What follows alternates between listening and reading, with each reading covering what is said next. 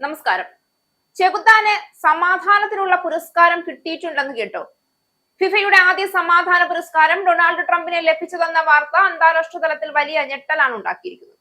ലോക സമാധാനത്തിന് നൽകിയ സംഭാവനകൾ എന്ന പേരിൽ ഈ പുരസ്കാരം നൽകപ്പെട്ടു എന്നാണ് ഫിഫയുടെ വിശദീകരണം. പക്ഷേ ഇതെല്ലാം കേൾക്കുമ്പോൾ ഏറ്റവും കൂടുതൽ അതിശയിക്കേണ്ടത് വർഷങ്ങളോളം വിവേചന പ്രസ്താവനകൾ നടത്തി പ്രക്ഷുബ്ധതയും വിദ്വേഷവും രാഷ്ട്രീയ ആയുധങ്ങളാക്കിയും ലോകരാജ്യങ്ങളുമായി നിരന്തരം തർക്കിച്ചും നടന്ന ഒരാൾക്ക് സമാധാന പുരസ്കാരം നൽകാനുള്ള ധൈര്യം ഫിഫയ്ക്ക് എങ്ങനെ വന്നു എന്ന കാര്യത്തിൽ തന്നെയാണ്. സമാധാന ദൂതനൊന്നുമല്ല ട്രംപ്. സമാധാന ദൂതന്റെ പ്രതീകമായി ഒരിക്കലും കണക്കാക്കാൻ കഴിയാത്ത വ്യക്തിയാണ് ട്രംപ്. അത് അമേരിക്കൻ ജനതയോട് ചോദിച്ചാലും ലോകങ്ങൾക്കിടയിൽ നടന്ന നയതന്ത്ര പരാജയങ്ങൾ നോക്കിയാലും വ്യക്തമാണ്. അമേരിക്കയിൽ തന്നെ ട്രംപിന്റെ ഭരണകാലം മനുഷ്യാവകാശ ലംഘനങ്ങളുടെ, അക്രമ രാഷ്ട്രീയത്തിന്റെ, വിദ്വേഷത്തിന്റെ ഒക്കെ ചരിത്രമായി മാറിയിരിക്കുന്ന പശ്ചാത്തലത്തിൽ ഇങ്ങനെ ഒരു സമ്മാനം ഏറ്റവും വലിയ തമാശ എന്നല്ലാതെ എന്തു പറയാം. മെക്സിക്കൻ അതിർത്തിയിൽ കുട്ടികളെ പോലും മാതാപിതാക്കളിൽ നിന്ന് പിടിച്ചു വെച്ച വാർത്തകൾ ഇന്നും ലോക മനസ്സിൽ തറച്ചു കിടക്കുന്നു. കറുത്ത വർഗ്ഗക്കാരുടെ അവകാശങ്ങൾക്കെതിരെ ട്രംപ് ഭരണകൂടം പിന്തുടർന്ന സമീപനം രാജ്യത്തെ വലിയ പ്രതിഷേധങ്ങൾക്ക് വഴിവെച്ചു.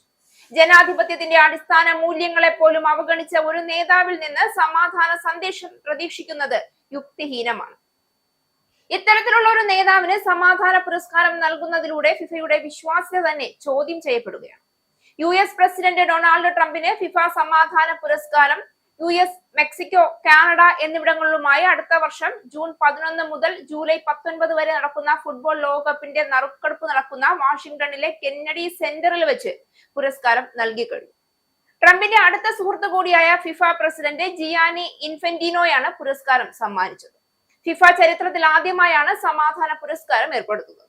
ലോകത്തെ കൈകളിൽ താങ്ങി നിർത്തുന്നതായി ചിത്രീകരിക്കുന്ന ട്രംപിന്റെ പേരാലേഖനം ചെയ്ത സ്വർണ്ണ ട്രോഫിയും മെഡലുമാണ് സമ്മാനിച്ചത്. ഗാസ സമാധാന കരാറിനു നേതൃത്വം നൽകിയത് ഉൾപ്പെടെയുള്ളവ പരിഗണിച്ചാണ് പുരസ്കാരവും മെഡലും സമ്മാനിക്കുന്നതെന്ന് ഇൻഫന്റിനോ പറഞ്ഞു. ഇത് ജീവിതത്തിലെ ഏറ്റവും വലിയ ബഹുമതികളിൽ ഒന്നാണെന്ന് ട്രംപ്. അമേരിക്ക മാത്രമല്ല, ഇന്ത്യക്കെതിരെയുള്ള ട്രംപിന്റെ നിലപാടുകളും നിരന്തരം സംഘർഷഭരിതമായിരുന്നു.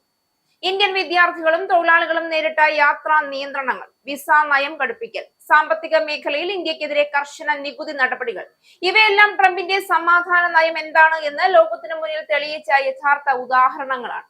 മോദി സർക്കാരിനും ഇന്ത്യക്കും അനവധി അവസരങ്ങളിൽ ട്രംപ് തുറന്ന വെല്ലുവിളി ഉയർത്തിയതും ചരിത്രമാണ്.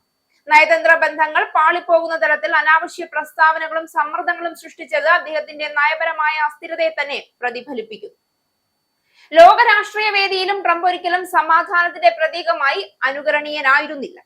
ഉത്തര കൊറിയയുമായുള്ള അനാവശ്യ പടവെട്ടലുകളും, ഇറാനെതിരെ നടപ്പാക്കിയ സാമ്പത്തിക ഉപരോധങ്ങളും, യൂറോപ്യൻ യൂണിയനെയും നെറ്റോയെയും കുറിച്ചുള്ള അവഹേളനങ്ങളും, ആഗോള സമാധാനം എന്ന വാക്കിനോട് ട്രംപിനുണ്ടായിരുന്ന ബന്ധം രാഷ്ട്രീയ പ്രയോജനത്തിനുള്ള ഉപകരണം മാത്രമാണ് എന്നത് വ്യക്തമാക്കിയ സംഭവങ്ങളാണ്. ട്രംപ് ഭരണകാലം വിദ്വേഷ രാഷ്ട്രീയത്തിനൊരു ആഗോള ബ്രാൻഡ് ഉണ്ടാക്കിയ കാലഘട്ടമാണ് എന്ന് വേണമെങ്കിൽ പറയാം. അദ്ദേഹം നടത്തിയ പ്രസംഗങ്ങളും തീരുമാനങ്ങളും ജനങ്ങളെ തമ്മിൽ വേർതിരിക്കുന്നതിൽ തന്നെയായിരുന്നു കേന്ദ്രീകരിച്ചിരുന്നത്. ഒരു സമാധാന പുരസ്കാരത്തിന് ആവശ്യമുള്ള വിലമതിക്കാനാകാത്ത ഗുണങ്ങളൊന്നും ട്രംപിന്റെ പ്രവർത്തനങ്ങളിൽ കാണാനാകില്ല. അതിനാൽ ഫിഫയുടെ ഈ തീരുമാനം ഒരു ധാർഷ്ട്യമായ പിഴവാണെന്നതിൽ രണ്ടഭിപ്രായമില്ല. ലോക സമാധാനത്തിനായി പ്രവർത്തിച്ച അനവധി പേരെ മറന്ന് സമാധാനത്തിന്റെ അർത്ഥം പോലും മനസ്സിലാക്കാത്ത ഒരാളെ ആദരിക്കുന്നത് പീസ് പ്രൈസ് എന്ന ആശയത്തെ തന്നെ പരിഹാസ്യമാക്കുന്നു. ഇത്തരമൊരു വ്യക്തിയെ ഫിഫ ഉയർത്തിക്കാട്ടുന്നത് അന്താരാഷ്ട്ര കായിക സംഘടനകളുടെ തീരുമാനങ്ങൾ രാഷ്ട്രീയ സ്വാധീനങ്ങൾക്ക് വിധേയമാകുന്നുവോ എന്ന ചോദ്യത്തെ കൂടുതൽ ശക്തമാക്കുകയാണ്. ട്രംപ് ഇതിനെ എന്റെ ജീവിതത്തിലെ ഏറ്റവും വലിയ ബഹുമതികളിൽ ഒന്ന് എന്ന് പറഞ്ഞതിൽ അത്ഭുതമില്ല. എന്നാൽ ലോക ജനതയുടെയും സ്വതന്ത്ര ചിന്തകരുടെയും കണ്ണിൽ ഇതൊരിക്കലും ബഹുമതിയല്ല, മറിച്ച് സമാധാന അവകാശങ്ങൾ ലംഘിച്ച ഒരു കാലഘട്ടത്തിന് നൽകിയ വിഡ്ഢിത്തരമായ അംഗീകാരമാണ്. ഫിഫയുടെ ഈ നടപടി ലോക മനസാക്ഷിയെ വേദനിപ്പിച്ച ഒന്നാണ്. സമാധാനം ഒരു കളിപ്പാട്ടമല്ല. അതിനെ അന്യായമായി കൈമാറാൻ ആരും അധികാരികളുമായിരിക്കട്ടെ. ട്രംപിന്റെ നെറുകെട്ട നയങ്ങളും വിദ്വേഷ പ്രസ്താവനകളും പ്രതിരോധത്തെക്കാൾ കൂടുതൽ അക്രമങ്ങളാണ് സൃഷ്ടിച്ചത്. അതിനാൽ സമാധാനത്തിന്റെ യഥാർത്ഥ മൂല്യം മനസ്സിലാക്കുന്നവർക്ക് ഈ പുരസ്കാരം സമാധാനത്തെ തന്നെ അപമാനിക്കുന്ന ഒരു ചരിത്രപരമായ പിഴവായി തോന്നാതിരിക്കാൻ വഴിയില്ല.